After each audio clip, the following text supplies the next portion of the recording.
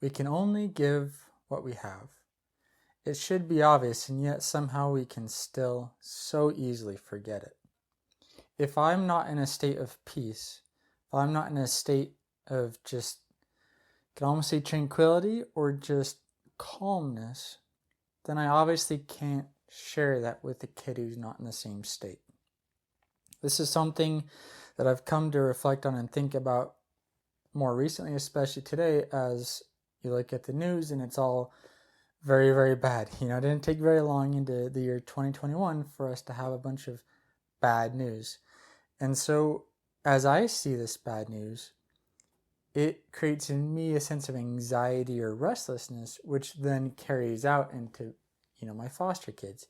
Whenever they act out, whenever they have issues, I have less of a capacity to deal with that and try and calm them back down before I find myself at my own limits, at which point I can't help calm them down anymore because I myself am not calm.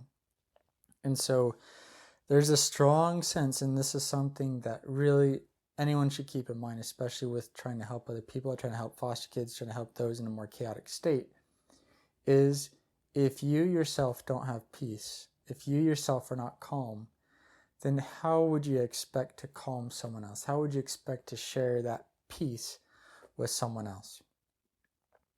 And let me be completely and totally frank about this, which is the kids I've had in my home, I mean, all of them will have some degree of drama and chaos.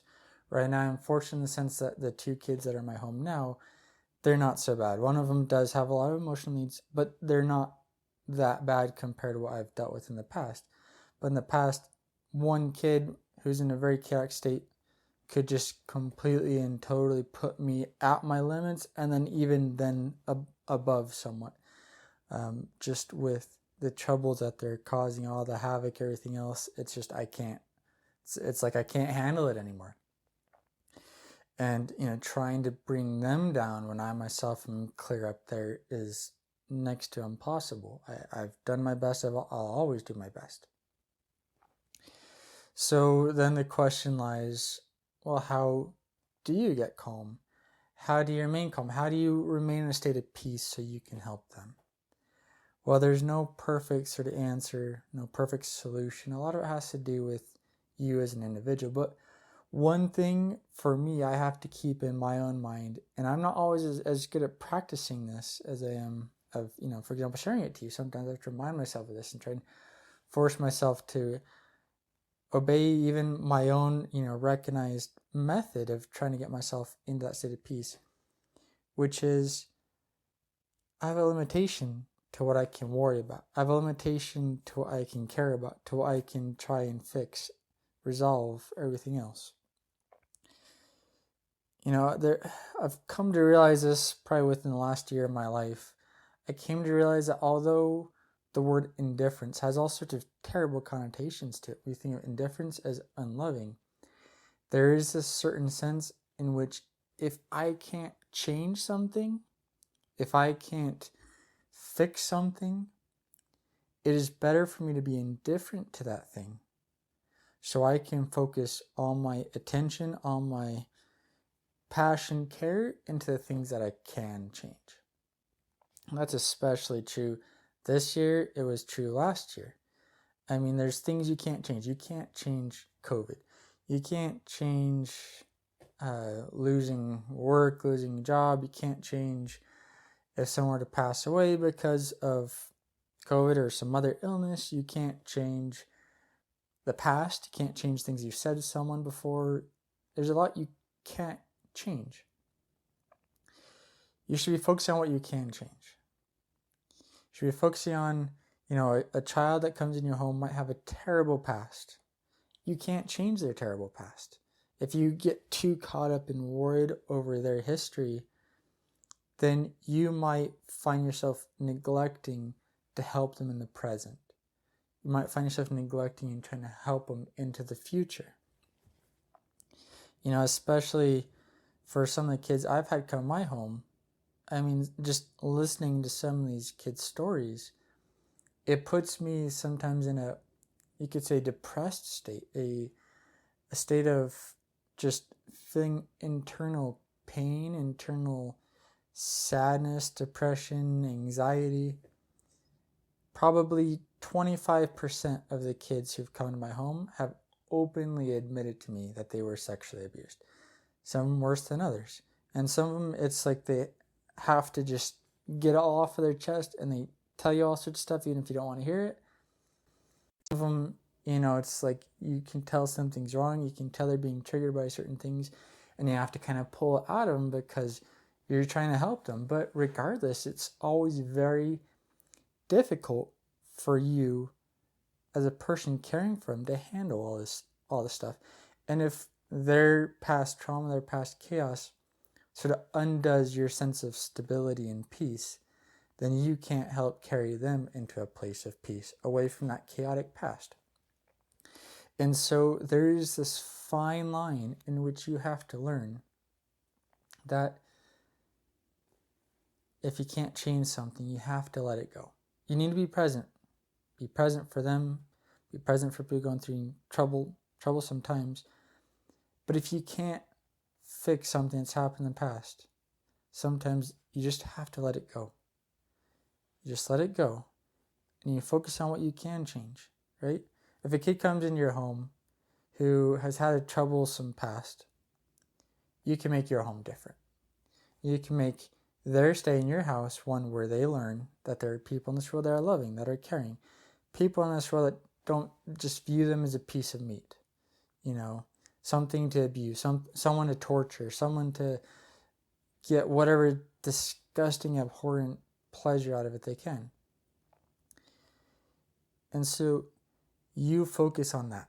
You focus on what positive role you can play. You focus on what positive, good lessons you can teach them.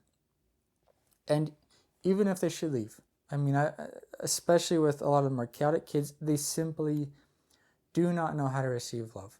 They simply do not know how to receive compassion, and they definitely do not know how to live in a place of peace. They constantly revert back to a place of chaos because that's normal to them. They might be 1 minute they love you, and another minute they absolutely hate you, and 1 minute they want to stay with you, and the next minute they just want to go on to the next place, and you're just like, what's going on? Well, they're always going to try and revert back to what they're used to, because especially if they're a teenager, and that's how it's been for 14 years of their life, 15 years, however long it's been, then it's just really strange to them to be with you for 1 month, 6 months, a year, and for you to live life very differently. And so sometimes it takes that comparison. Sometimes, and this is one of the things I've learned, because I've had, a kid who was with me for over a year leave, and I really cared about him, and I really worry about him. And I really worry about what kind of life he's going to have. I don't think it's going to be a very good life.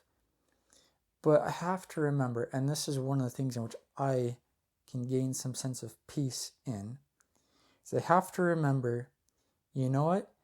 Even though that particular child might have left, even though he might go off and do some terrible things, he might spend some time in prison in adulthood, what have you, at the end of the day, I showed him that he could live life differently. And even if it doesn't stop what'll happen now, even if it doesn't stop what'll happen in the next 5 years, 10 years, I can still hold out with that little piece of hope that, let's say 15 years from now and 20 years from now, everything goes to absolute chaos in his life.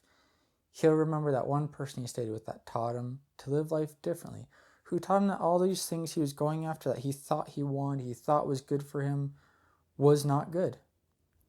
And maybe he'll change way into the future.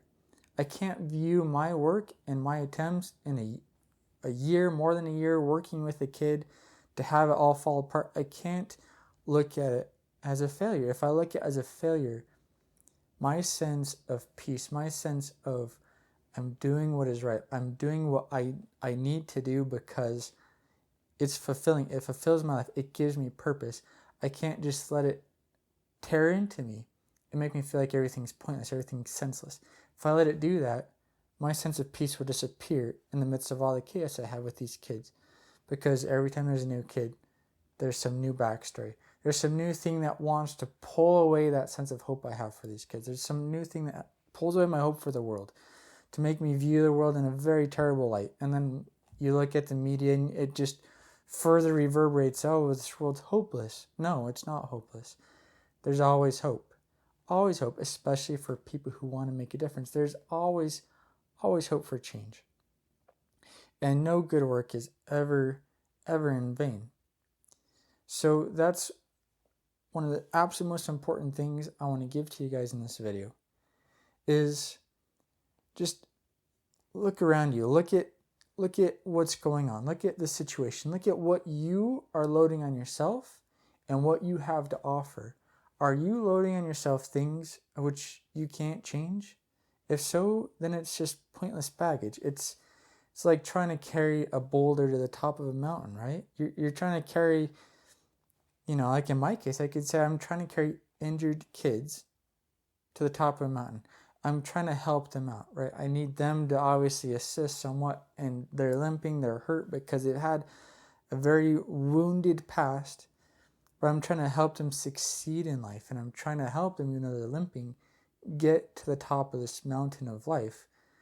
But if I'm trying to carry them up and I just have all this pointless baggage, I'm just sticking in my pocket stones and sticks and just things I absolutely it doesn't even matter, then what's my capacity to help them, right? I'm being bogged down by things that don't even matter.